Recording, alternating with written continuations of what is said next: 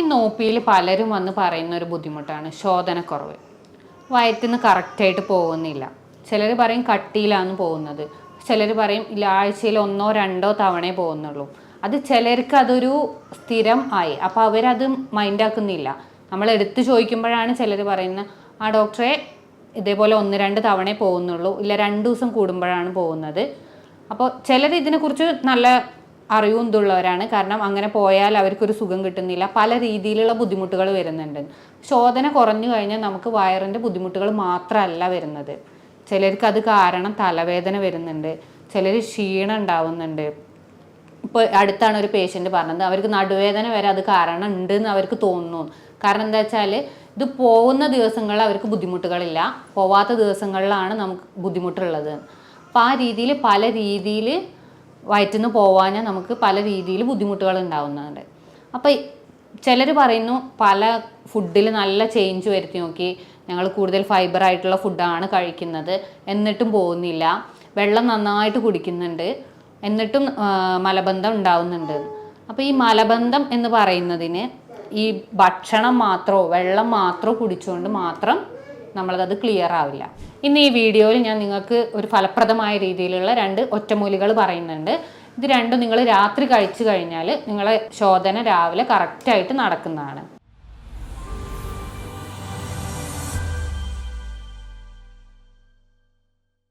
അപ്പോൾ എന്താണ് മലബന്ധം? ഈ മലബന്ധം എന്ന് പറയുന്നത് ശരിക്കും നമ്മൾ ഒരു ദിവസം 1-2 തവണ ടോയ്ലറ്റ് പോകുന്നത് വളരെ നല്ലതാണ്. അത് കറക്റ്റായിട്ടെന്ന് പറയുന്ന നല്ല കട്ടിയുള്ള രീതിയിലല്ല, നമ്മുടെ മലദ്വാരത്തിന് ബുദ്ധിമുട്ടോ വേദനയോ ഒന്നും ഇല്ലാത്ത രീതിയിൽ സുഗമമായ രീതിയിൽ പോകുന്നതിനെയാണ് നോർമൽ നമ്മൾ പറയുക. അപ്പോൾ അത് കട്ടിയിലുള്ളതാവുമ്പോൾ 2 ദിവസം കൂടുതൽ കഴിഞ്ഞതിന് ശേഷം പോവുക, ഈ ഒരു രീതിയിലൊക്കെ ആവുമ്പോഴാണ് മലബന്ധമായിട്ട് നമ്മൾ പറയുക. അപ്പോൾ ഇതിന് കാരണങ്ങൾ എന്തൊക്കെയാണ്? മെയിനായിട്ട് പറയുന്നത് വെള്ളം കുടിയുടെ കുറവ് തന്നെയാണ്.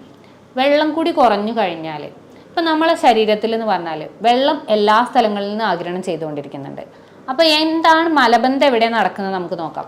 വൻകുടൽ, ആമാശയത്തിന് ശേഷം നമ്മൾ പറയും വൻകുടലുണ്ട്. അപ്പോൾ ഈ സ്ഥലത്ത് എന്ന് പറഞ്ഞാൽ അവിടെയുള്ള സെൽസും ഈ ന്യൂട്രിയൻസിനെ വലിച്ചെടുക്കുന്നതിൻ്റെ ഒപ്പം അവിടുന്ന് വെള്ളവും വലിച്ചെടുക്കും.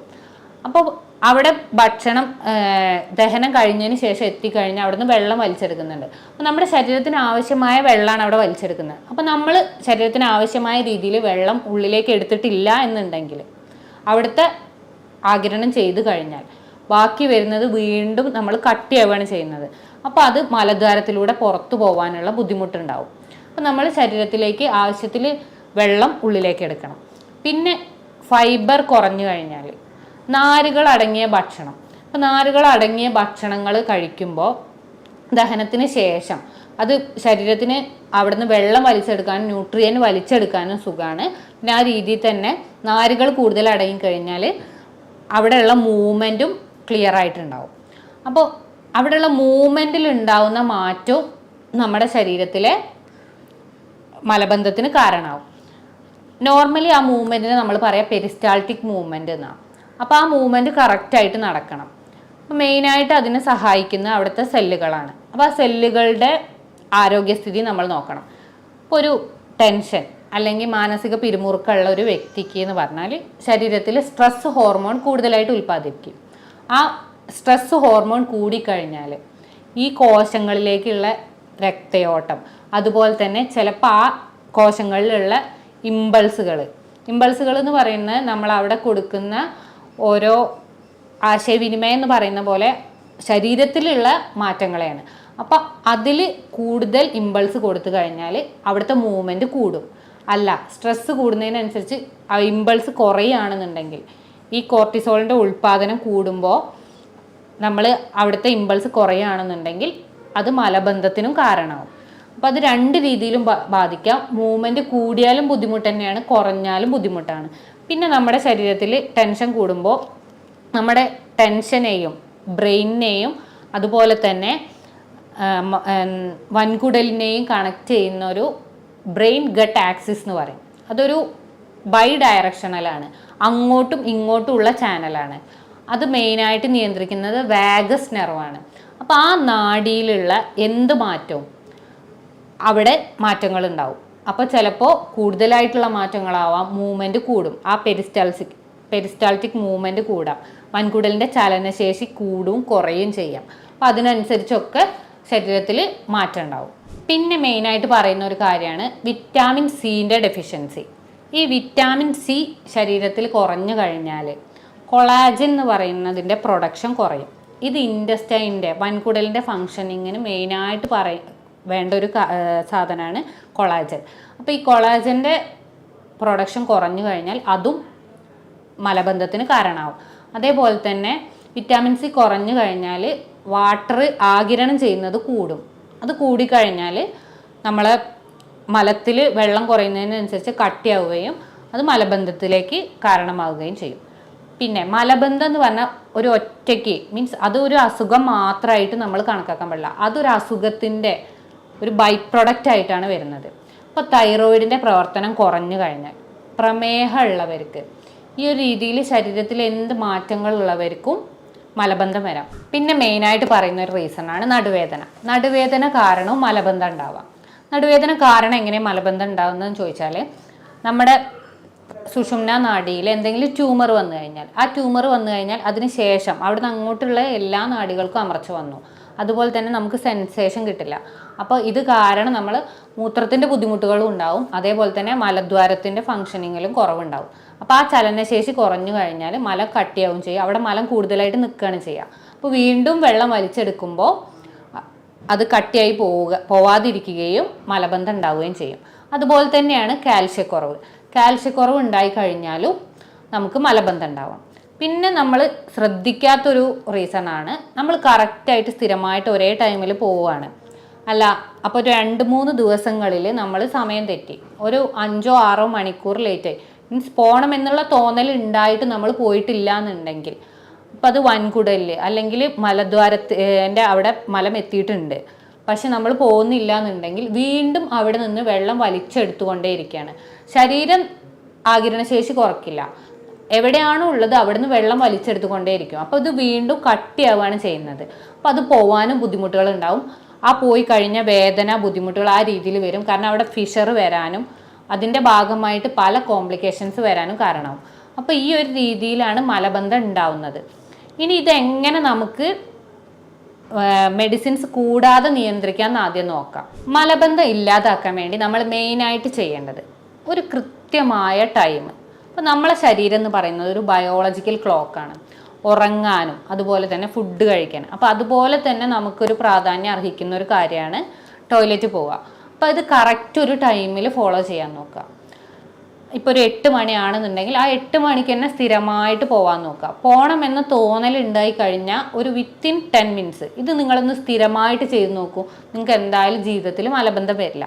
കാരണം ആ ഒരു ടെൻഡൻസി വന്നു കഴിഞ്ഞാൽ വീണ്ടും നമ്മൾ പിടിച്ചു നിൽക്കുമ്പോൾ മാത്രമാണ് അവിടെ നിന്ന് വെള്ളം വലിച്ചെടുക്കുമ്പോൾ ബുദ്ധിമുട്ടുണ്ടാകുന്നത്. അപ്പോൾ കറക്റ്റായിട്ട് ഒരു ടൈം ഫോളോ ചെയ്യാൻ നോക്കുക. പിന്നെ പറയുന്നത് നമ്മൾ വെള്ളം കുടിക്കുക. വെള്ളം ധാരാളമായിട്ട് കുടിക്കാൻ നോക്കുക.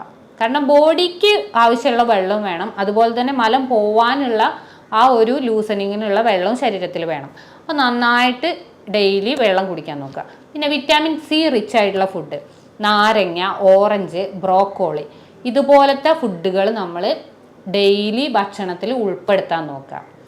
പിന്നെ പറയുന്നത് ഇൻസോലബിൾ ഫൈബറും സോലബിൾ ഫൈബറും നമ്മൾ കഴിക്കണം.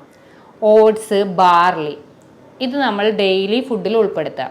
അത് രാത്രിയാണെന്നുണ്ടെങ്കിൽ രാത്രി അല്ല, നിങ്ങൾക്ക് പറ്റുന്ന സൗകര്യം പോലെ രാത്രിയാണ് ഏറ്റവും നല്ലത്.